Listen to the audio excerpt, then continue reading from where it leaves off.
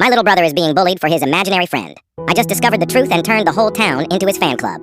My family moved to a small, sleepy town about 2 years ago. My little brother Leo is this incredible kid, incredibly smart, creative, and has a heart so big it's practically a liability. He's also on the spectrum and has always lived in a world that's richer and more detailed inside his head than it is on the outside. Shortly after we moved, he started talking about his new friend, an old man named Arthur, who lived in the crumbling, abandoned Victorian house at the end of our street. He described their conversations in intricate detail, Arthur's history as a watchmaker, his wife who loved growing roses, his stories about the town when the trains still ran through it. At first, my parents and I were gently concerned. It was an elaborate fantasy, even for Leo, but he was happy, so we played along. The problems started at school. He'd talk about Arthur at show and tell, correcting his teacher on local history based on what Arthur had told him.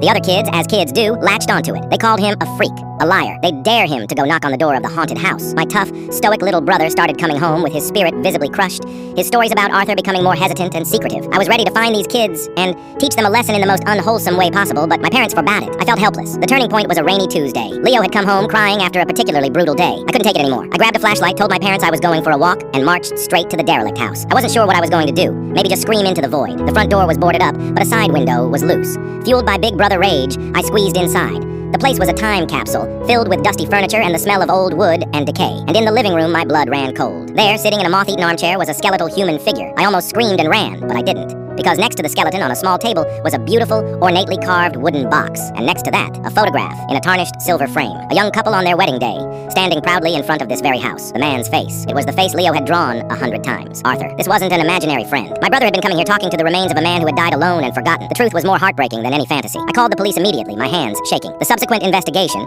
revealed a profoundly lonely story. Arthur Pembroke was a retired watchmaker who had no living family. He had died of natural years ago, completely off the grid. The town had forgotten him, but Leo hadn't. He'd found a friend. The story exploded in our small town. The initial reaction was horror and pity for our disturbed brother, but I saw a different path.